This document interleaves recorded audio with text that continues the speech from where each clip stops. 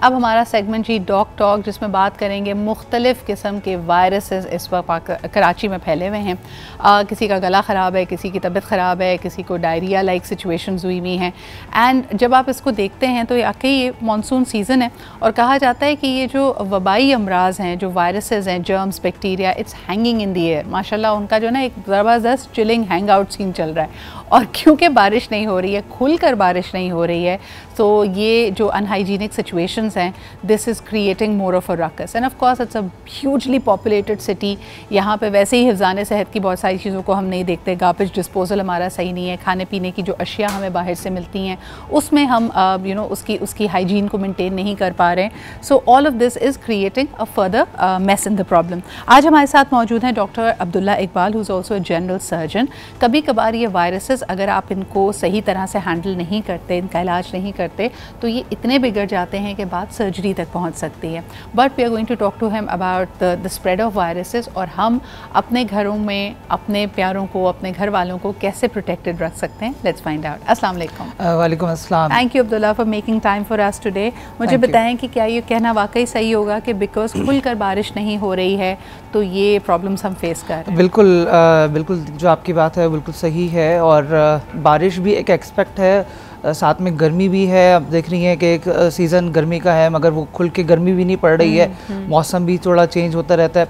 इसकी वजह से काफ़ी ज़्यादा प्रॉब्लम्स जो हैं वो हमारी सोसाइटी के अंदर प्रिवेल कर रही हैं, जिसमें इस वक्त जो सबसे ज़्यादा कॉमन है it's pink eye, redness of the eye, वो बहुत ज़्यादा जो है वो हमारी सोसाइटी में इस वक्त केसेस रिपोर्ट हो रहे हैं। I am also district east के अंदर as a DDSRE focal person, so I also look after कि कितने केसेस कहाँ से रिपोर्ट हो रहे हैं, उनकी क्या क्या जो है वो कॉम्प्लिकेशंस हो रही हैं, कैसे वो रिस्पॉन्ड कर रहे हैं विद द मेडिसिन्स। तो इस वक्त जो most probable most common cases हैं हमारे पास, वो उसमें डायरिया, जैसे आपने अभी जिक्र भी किया, डायरिया के केसेस तो हमेशा ये सीज़न ही डायरिया का है तो प्रिवेल करते हैं। अच्छा, इसमें आपको क्या लगता है कि मैं हर जगह देख रही थी कि लोग गर्मी की शिद्दत से बचने के लिए जगह जगह मुख्तलिफ शरबत के स्टॉल्स हैं और हम जानते हैं कि कंटामिनेटेड वाटर सबसे बड़ा कैरियर बनता है किसी भी वायरस या बैक्टीरिया के लिए। लेकिन और फिर इसके अलावा गर्मी बहुत है तो लोग बर्फ़ का इस्तेमाल भी कर रहे हैं। बर्फ़ किस तरह के पानी, किस तरह की कंडीशंस में जमाई गई है, ये हमें नहीं पता होता। बिल्कुल। तो हमारे पास जो अगर पानी से रिलेटेड डिजीज़ की बात करें तो उसमें कॉलरा जो है वो बहुत कॉमन है और वो जरासीम इतना ख़तरनाक हो सकता है that it can even cause death with in 24 hours, specially children के अंदर। तो उसकी एक अवेयरनेस, उसकी जो है क्लोरीनेशन वाटर की हम चेक करते हैं इस दौरान कि इन्वायरमेंट में क्या क्या प्रॉब्लम्स हैं, क्या क्या डिजीज़ जो हैं वो कितनी क्लोरीन लेवल है। उसकी वजह से एक और चीज़ कॉमन जो हमारे पास आ रही है निग्लेरिया है, which is a brain eating bacteria. उसके कॉमन केसेस हमारे पास रिपोर्ट हो रहे हैं जो पिछले सालों में कभी रिपोर्ट नहीं हुए, वो अब रिपोर्ट हो रहे हैं। अच्छा, कमिंग बैक, जो आपने पिंक आई की बात की, ये कुछ टॉपिकल चीज़ें लगती हैं। आई इन्फेक्शन, एयर इन्फेक्शन और स्किन इन्फेक्शंस इस वक्त ऑन द राइज हैं। तो फौरी तौर पे अगर आपको रेडनेस फील हो, और ख़ास तौर पे हम छोटे बच्चों को देखते हैं वो आँख को या उस जगह को मल रहे होते हैं, जी, आप क्या रेकमेंड करेंगे? देखिए, मलना जो है वो ट्रांसमिशन की वजह बनता है एक पेशेंट से दूसरे तक। तो कोशिश तो यही करनी चाहिए कि ऐसे मौक़ों पे जो है रबिंग ऑफ द आई से आप अवॉइड करें और ऐसे चीज़ों से अवॉइड करें जैसे रोज़ वाटर है वो लोग बहुत ज़्यादा डाल रहे होते हैं या जो है विदाउट प्रिस्क्रिप्शन मेडिकेशंस ले रहे होते हैं, उनको अवॉइड करें और फोकस करें कि आपकी जो डॉक्टर को आप विज़िट करें, वहाँ पे वो कुछ आपको एंटी एलर्जिक्स देंगे, वो आप लें। अगर आपको है तो आप दूसरों से कंटामिनेशन, हाथ मिलाना, जिस तरह हम कोविड के अंदर एक चीज़ देख चुके हैं कि ट्रांसमिशन हो रही है फ्रॉम हैंडशेक या जो है करीब एक दूसरे के बैठने से, तो इसी तरह इसके अंदर भी है कि जब आप हाथ मिलाते हैं या करीब रहते हैं एक दूसरे ऐसे शख्स के जिसके जो है ये प्रॉब्लम है, तो फिर इसमें कंटामिनेशन के इम्कान ज़्यादा हैं। अब्दुल्ला, अगर हम वो तमाम हिफ़्ज़ान सेहत के उसूलों पे वापस चले जाएं जो हमने कोविड में अपनाए हुए थे, तो हम इनमें से बहुत सारे इन्फेक्शन से बच सकते हैं। अगर आप नोटिस करें क्लोज कॉन्टैक्ट्स की जो जगह हैं, आप मास्क नहीं लगा रहे, आप हैंड वॉशिंग और सैनिटाइजेशन पेशेंट्स उस तरह नहीं कर रहे, और फिर सबसे बढ़कर ये जो सोशल डिस्टेंसिंग, जो समाजी फासले की आपने बात की, वो भी कम हो गया। लोग इतने करीब आके बात कर रहे होते हैं कि मेरे जैसा शख्स जिसको अब आदत हो गई है कोविड टाइम्स की, मैंने कल परसों भी शेयर किया था, when ever I am travelling, because मुझे लगता है कि एक प्लेन में और एक एयरपोर्ट, क्योंकि हाई कॉन्टैक्ट जगह होती है, वहाँ पर बहुत ज़्यादा लोगों की आमदोरफ्त है, आपको नहीं पता कि वहाँ क्या क्या वायरसेस घूम रहे हैं, फैले हुए हैं, तो मास्क पहनना या हाथों को बार बार सैनिटाइज करना इज़ ओनली कॉमन सेंसिकल।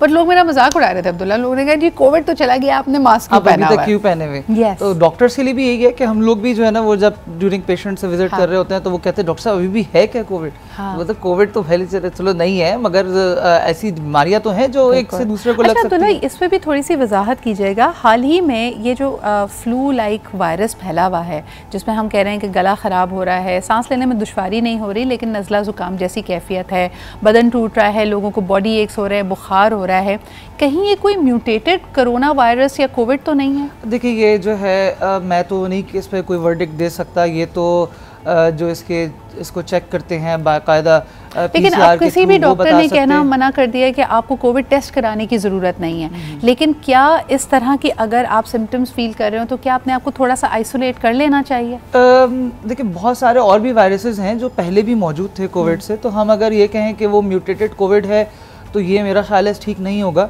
और ये एक पैनिक का वजह भी बनेगी लोगों के अंदर कि जो है ना ये कोविड दोबारा आ गया है तो फिर एक से दूसरे से बचे।